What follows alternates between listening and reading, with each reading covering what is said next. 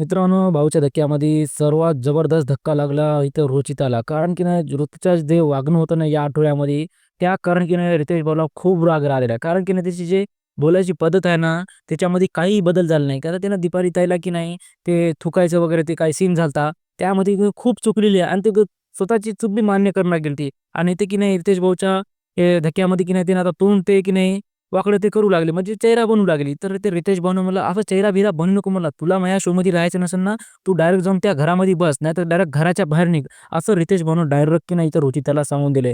तर मित्रांनो, कुठं ना कुठं रितेश भाऊला खूप राग आलेला आहे त्या रुचितावर. कारण की रुचिताचं जे वागणं आहे ना, ते कुठे ना कुठं चुकलेलं आहे आणि ते रुचिता मान्य करणं गेले आणि ते की रितेश भाऊला बघून की नाही असं चेहरा बनवाली. म्हणजे कुठं ना कुठं वाकडं तोंड म्हणतात बाई, ते टाइप इथं रुचिता चालू आहे. तर रितेश भाऊला खूप राग आला ते बघल्यानंतर. तर इथे रितेश भाऊचा खूप रागाप्रमाणे म्हणजे रितेश भाऊनं सरळ म्हणला, की "तुला जर ह्या शो करायचे नसेल, तर तू इथून आत्ताच निघ म्हणला आणि याचे चेहरे बनवू नको म्हणलं. तू जाऊन की त्या घरामध्ये जाऊन बस" म्हणले. असं रितेश भाऊनं सरळ ते रुचिताला म्हणले. तर मित्रांनो, कुठं ना कुठं ते रितेश भाऊला खूप राग आलेला आता. आता या आठवड्यामध्ये बी ऋतुजाची खूप क्लास लागली. गेल्या आठवड्यात बी ऋतुजाची खूप क्लास लागली आहे. आता ऋतुजामध्ये काय बदल होते, न बदल होते मित्रांनो तुम्ही मला कमेंटमध्ये नक्की सांगाल आणि अशा व्हिडिओ पाहण्यासाठी माझ्या चॅनलला सबस्क्राईब करा. आपण भेटूया पुढच्या व्हिडिओमध्ये.